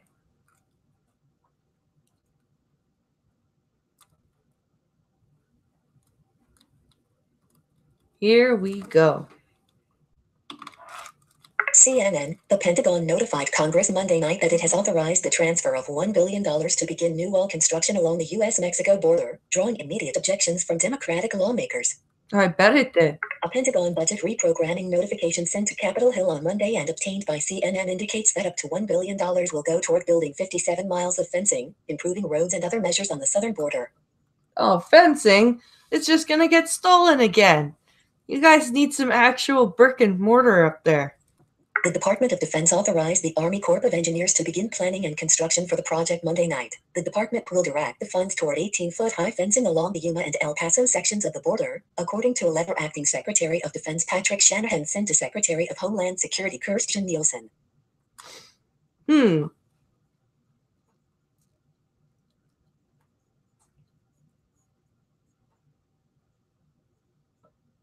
It won't work until they implement something like the American Bill of Rights. Without that, all they're doing is accession of economically weak nations, says Cracked. Oh, about the EU. Yeah. Yeah. That's very true. All they're doing is just collecting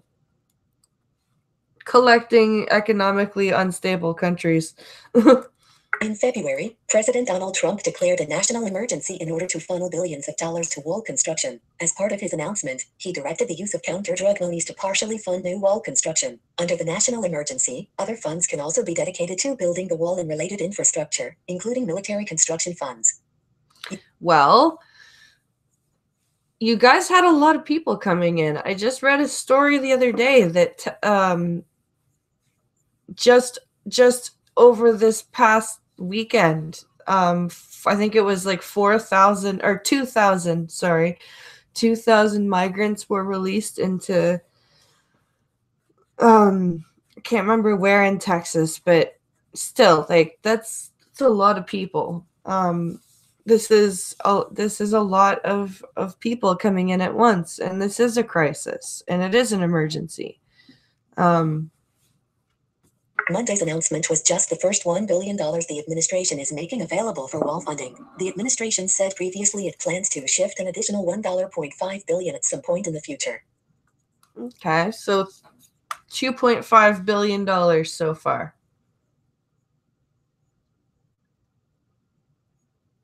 Cracked says, hell, we could set up 3D print machinery to print wall material for the wall in the same way that railways are maintained. Yeah, we could. That would be interesting.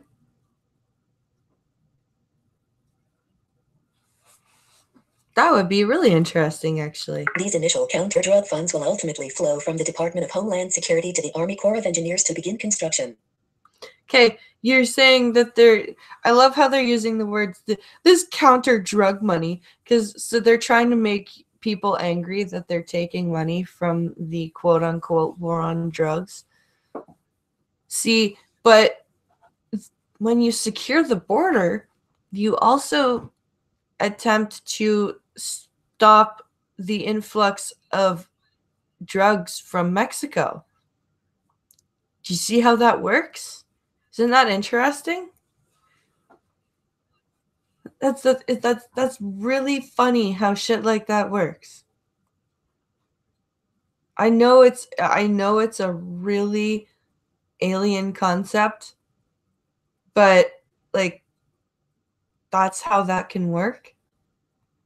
If you secure the border and keep people from coming in illegally and bringing in illegal drugs with them, then you tend to stop the influx.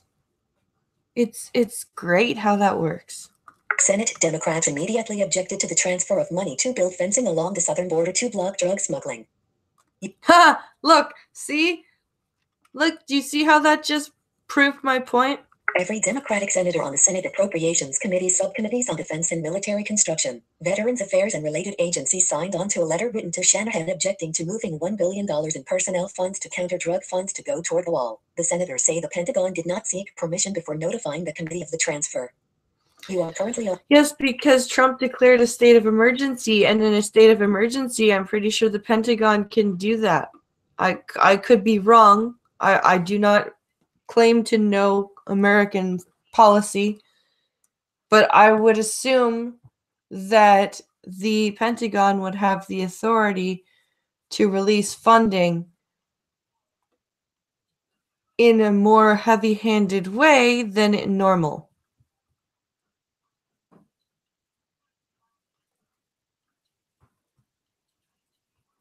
That's just my theory. I don't know if that's correct. We strongly object to both the substance of the funding transfer and to the department implementing the transfer without seeking the approval of the Congressional Defense Committees and in violation of provisions in the defense appropriation itself, the senators wrote. As a result, we have serious concerns that the department has allowed political interference and pet projects to come ahead of many near-term, critical readiness issues facing our military. You are Motherfuckers, okay, there are hundreds of thousands of people trying to come into your country right now, illegally.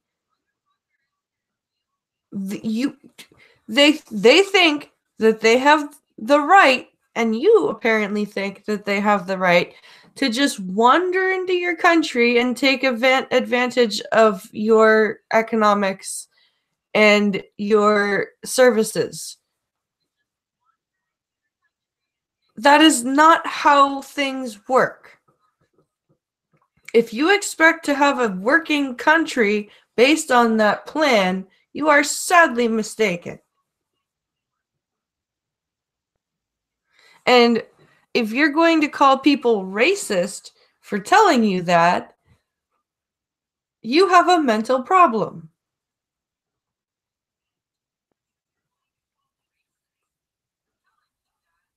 You seriously do.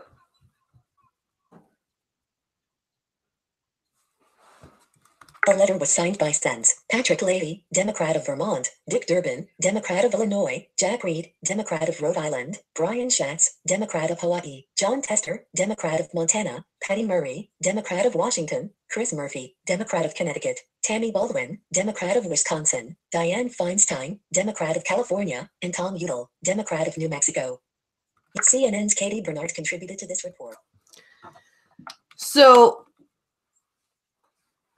no surprise as to who signed that letter. All of the normal culprits.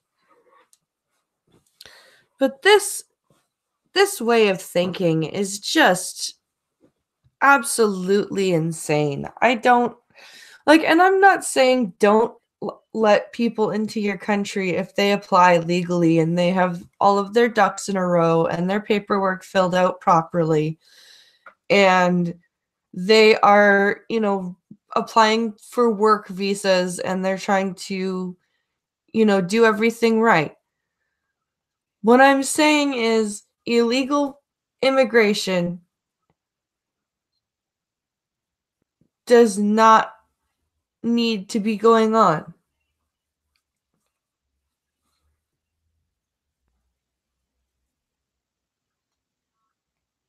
This is, wow. Bush, Clinton, and Obama reduced our readiness. Enough redirecting funds. It won't make a difference, says Cracked. You know what? You're probably right at this point. It might be too little too late.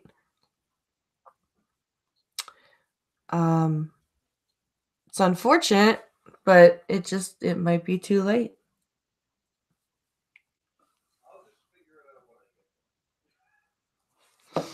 All right. So, next story. We're just banging through these. I don't think we're going to be able to get through all of them because I had 10. And I read 2 from one from Pink Hollow, one from Pumpkin Trucker before I got to my stories. So I do not think I'm going to get through all of them.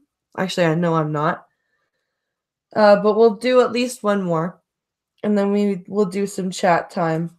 And then we'll end because it's almost 10 to 2. Let's see.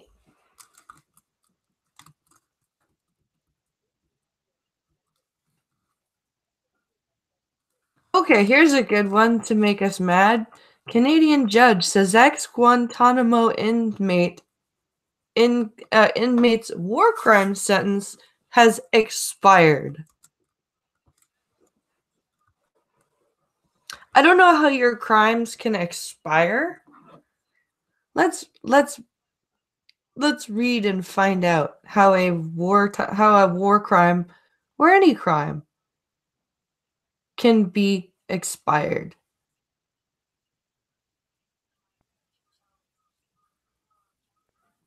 See you later, Skep. Hope your doctor's appointment goes well.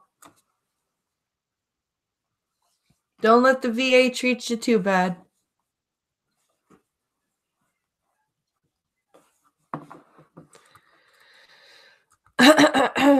All right, here we go. Let's find out how a crime can expire. So this is about Omar Khadr.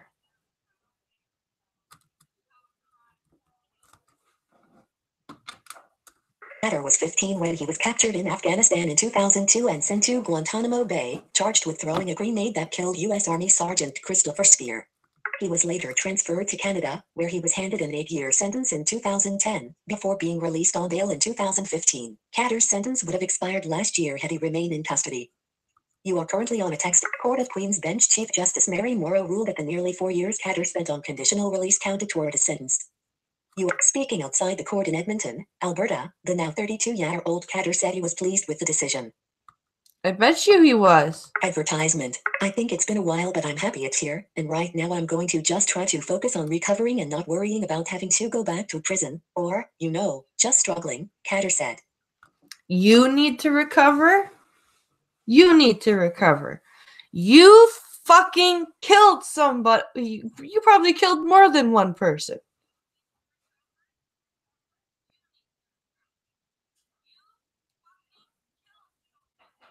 You're insane. You killed someone and you think you need to recover. And people will be like, oh, he was a child soldier.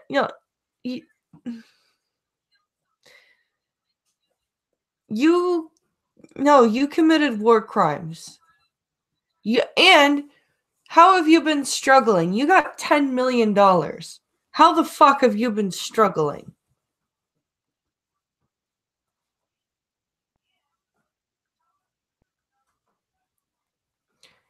So Irate, what he did was his father took him to was it Iraq that his father took him to? I can't remember. His father took him to the Middle East when he was a kid.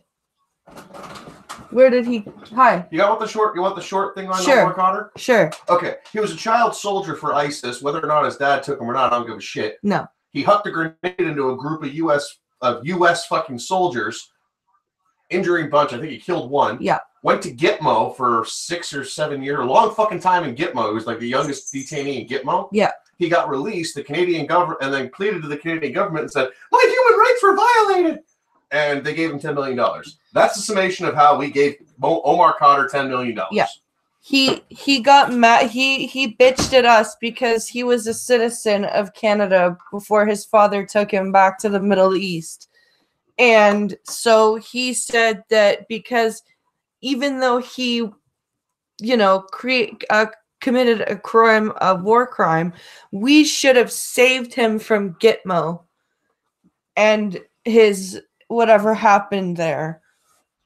And so we, as a country, paid him $10 million. And now a judge has said, oh yeah, no, his crime is done.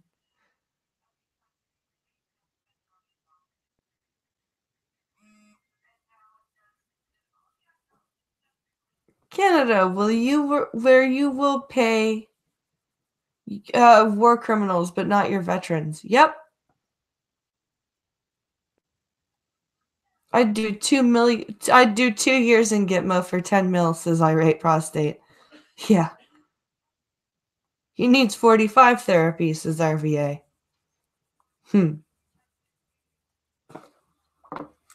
In 2010, the Canadian Supreme Court said Canada had breached Khadr's rights by sending intelligence agents to interrogate him in Guantanamo and sharing the results with the United States. He pleaded guilty to Spears' murder but later recanted, and his lawyers said he had been grossly mistreated. Wait, oh god, every time I read that, it makes me so angry.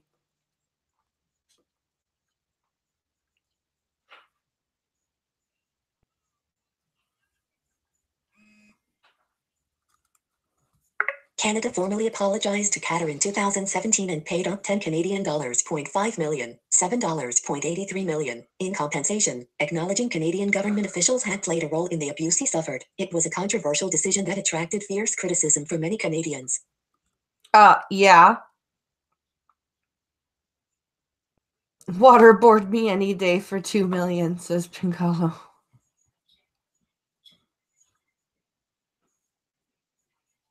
This is an argument for capital punishment, says Irate Prostate. We didn't do shit.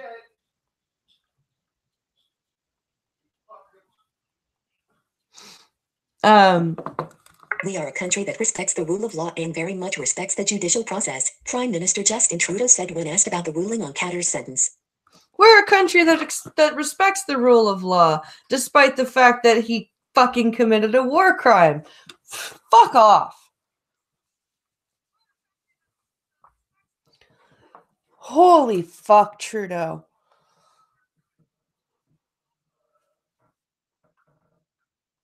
Just wow. Seriously. Just wow.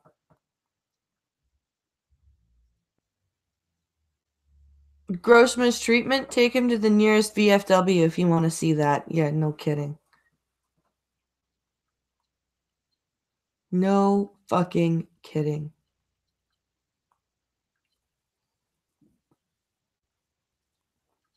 So that's the end of that story, you guys. And it's 1:55 here. So what we're going to do is we are going to do some chat time, and I will save the rest of this news for tomorrow with Wednesdays with Skep.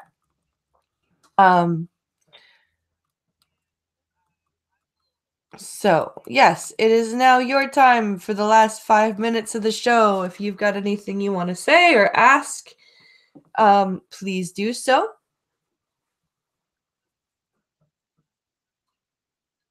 Impeach Trudeau? The way you would do that is a no confidence vote, RVA. Or RJ, sorry. You would do what's called a no confidence vote.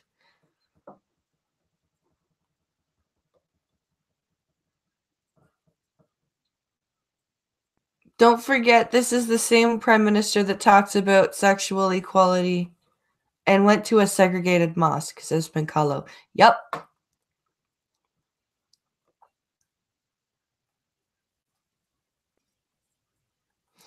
No, the thing Blind didn't cover about the payment. The reason for the 10 million was to cover, or was a settlement to cover the court system costs. Yeah. They didn't want to pay for the trial.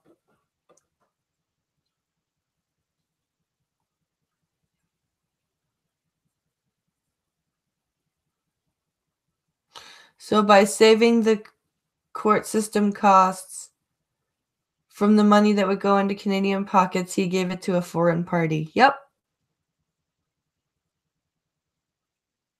This Saturday will be my 11th anniversary on YouTube, says RJ. Whoa, congratulations, dude. Congratulations.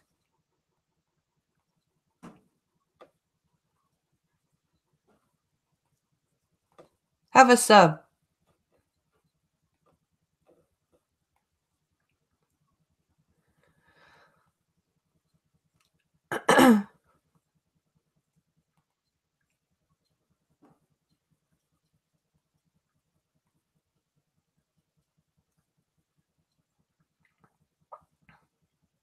Has the weather improved? Yes, it is sunny. It's beautiful.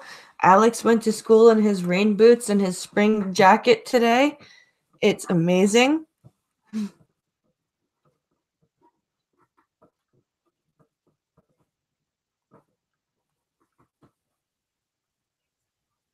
Double standards are oxygen for liberals, says Irate Prostate. You know what? It is. Huh, should have just shot him and committed an act of war against an occupying force. Nice. Bang, bang, we shot them down. Yep.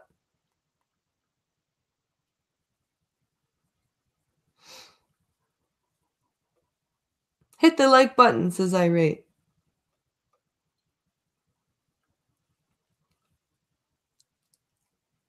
Summer in Canada. Summer in Canuck, 3 weeks bad ice fishing. That's funny.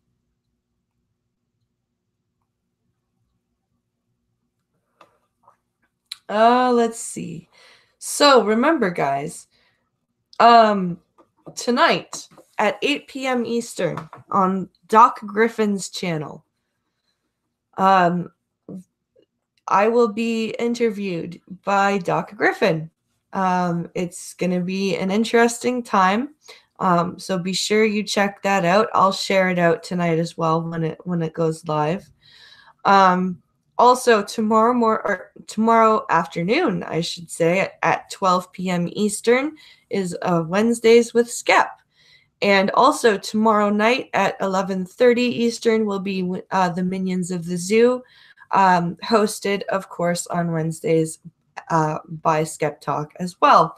So I hope everyone will come and catch those live streams. Thank you, Duck Dog, for the donation today. That's very appreciated.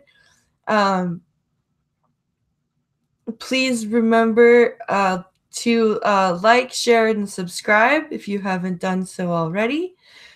Thank you as always for doing so and coming and watching. It's very appreciated. Remember, right now, all the donations are going towards a new computer for Pinkalo. So, and that will be able to improve the Blind and the Special live stream, as well as be able to do some more video editing. So please consider donating to the Streamlabs link in the description. Also, there's a Patreon link as well. And I hope everyone has a great day. Stay safe out there. Have an amazing day. Enjoy the improving weather. And we'll see you tomorrow, guys.